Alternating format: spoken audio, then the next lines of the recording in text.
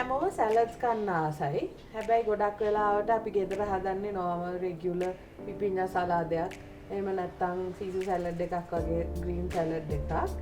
මම හිතුවා ඔයගලන්ට පෙන්නන්නම් කියලා චුට්ටක් වෙනස් ingredients පාවිච්චි කරලා සැලඩ් එකක් හදාගන්න විදිය.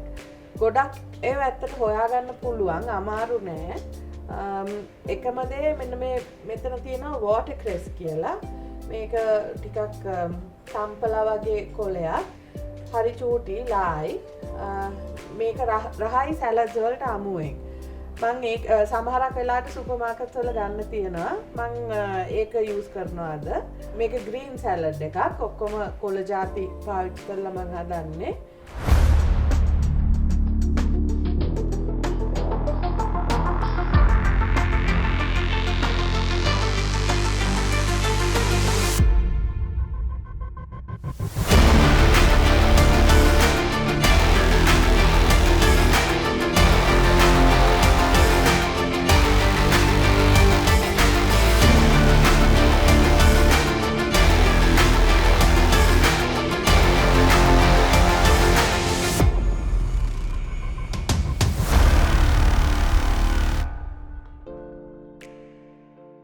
තව ඉන්ග්‍රීඩියන්ට් එකක් තියෙනවා මෙතන චුට්ටක් පුරුදු නැති එකක්.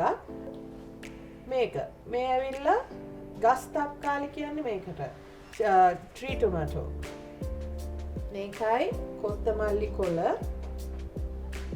කැරට් අපිට ගොඩක් වෙලාවට හම්බෙන්නේ අලේ විතරයිනේ. සමහරක් වෙලාවට අපිට හම්බෙනවා මුළු ගහම. කැරට් කොළ හරි රසයි සැලඩ් වලට. මම කැරට් කොළත් පාවිච්චි කරනවා. සලාද කොළ ටිකක් පාවිච්චි කරනවා. ලුණු ගෙඩියක්, ලෙමන්, ලුණු ගම්මිරිස්, ඩ්‍රෙසිං එකට තමයි මේ ලුණු ගම්මිරිස්, මස්ටර්ඩ් පේස්ට්, මී පැණි, ඔලිව් ඔයිල්. මේ ටික තමයි පාවිච්චි කරන්නේ. මම පෙන්නන්නම් හදන හැටි. හරි ඉක්මන්, හරි ලේසි. මම මෙතන මේ watercress පොඩියට කඩාගෙන තියනවා දළු. මේවා ඊට මේක කපන්න ඕනේ නැහැ. මේ විදිහටම පාවිච්චි කරන්න පුළුවන්.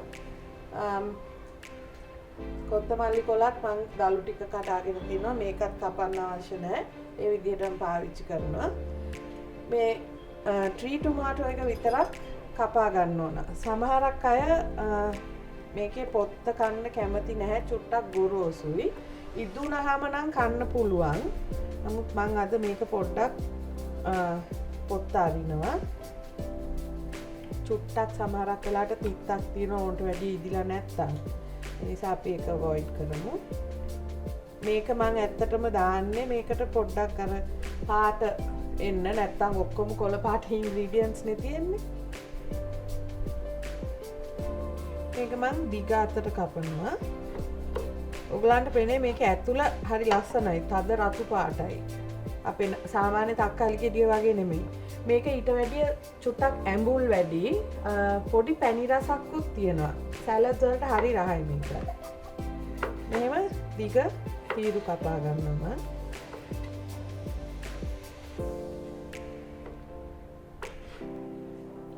මම ලුණු ගෙඩියක් ගන්නවා. ලුණු ගෙඩියකින් ඇත්තට පොඩි කෑල්ලයි ගන්නෙ. මුළු ගෙඩියම නෙමෙයි.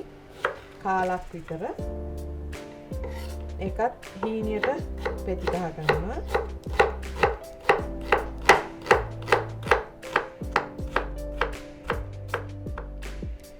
මේ ටික අපි තියලා අපි ඩ්‍රෙසින් එක හදමු. බෝල් එකකට ලුණු චුට්ටක්, තේ හැඳි කාලක් වගේ, ගම්මිරිස්, ඔලිව් ඔයිල් මේස හැන්දක් විතර දානවා. මී පැණිත් මං මේස හැන්දක් විතර දානවා. මට තව දෙයක් අමතකුණා. මේ බල්සාමික් විනිගර් එක. මේක විනාකිරි එකක්. සැලඩ් ඩ්‍රෙසින්ග්ස් වලට හරිම රහයි. චුට්ටක් ස්ට්‍රෝං ඩ්‍රෙසින් එකක්. ස්ට්‍රෝං විනිගර් එකක්. චුට්ටක් කට කාරණ ගතියක් තියෙනවා. ඉන්න ගොඩක් පාවිච්චි කරන්න එපා. පොඩ්ඩක්. තේ හැන්දක් විතර. මස්ටර්ඩ් පේස්ට් ඒකත් තේ හැන්දක් විතර. මේ මේ ටික අපි විස්ක් කරගමු. මම මේකට සීනි ටිකක් උත් දානවා. මේකේ සීනි ටික දිය වෙනකන් පොඩ්ඩක් විස්ක් කරගන්න. ඒ අතරදී කැරට් කොළ ටිකක් උත් ගන්නවා. දළු හරියෙන් ගන්න. මේක අපි චුට්ටක් කපා ගමු. මම මේ කැරට් කොළ ඔක්කොම හොඳට හොදලා තියෙන්නේ. ක්‍රිස්මෙන් පාවිච්චි කරන්න නිසා. මේකත් අර හීනියට මැල්ලුම් හදනවා වගේ ලියන්න ඕනේ නැහැ. මෙහෙම ලොකුවට චොප් කරගන්න. දැන් අපිට තියෙන්නේ මේක මික්ස් කරන්න මේ ඩ්‍රෙසින් එක. මම ඉස්සෙල්ලා මේ තක්කාලි ටිකයි ලුණු ටිකයි දාගන්න.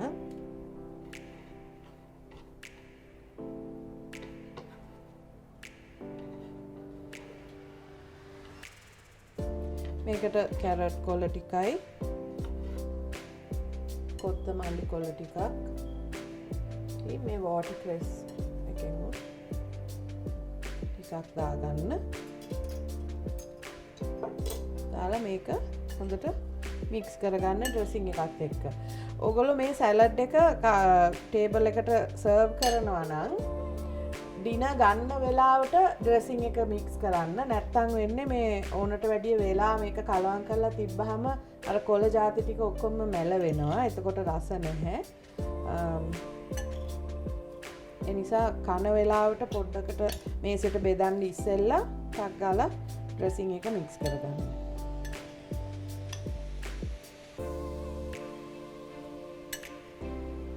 මේකේ ලුණු ඇඹුල් බලන්න මදි නම් අඩුපාඩු දාන්න. මං කිව්වා ලෙමන් උත් ඕනේ කියලා. මං මේ ලෙමන් එකේ ජූස් නෙමෙයි ගන්නෙ. ලෙමන් zest එක. මේ පොඩි ග්‍රේටර් හීනි ග්‍රේටර් එකක් අරගෙන මේ ලෙමන් ගෙඩිය හොඳට හොදලා පොත්ත පොඩ්ඩක් ලාවට අත තද කරන්නේ නැතුව මෙහෙම ලාවට ග්‍රේට් කරගන්න. ගොඩක් නෙමෙයි හැඳි කාලක් විතර තිබ්බනම් ඇති.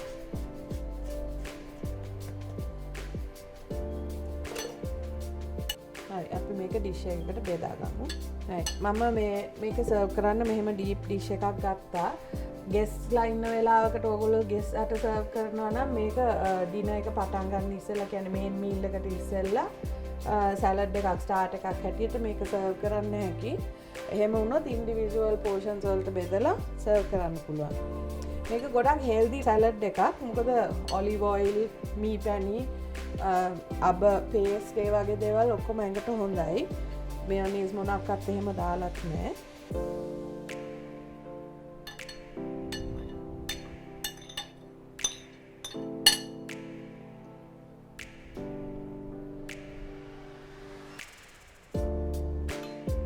මේ තමයි අපේ ග්‍රීන් සලාඩ්.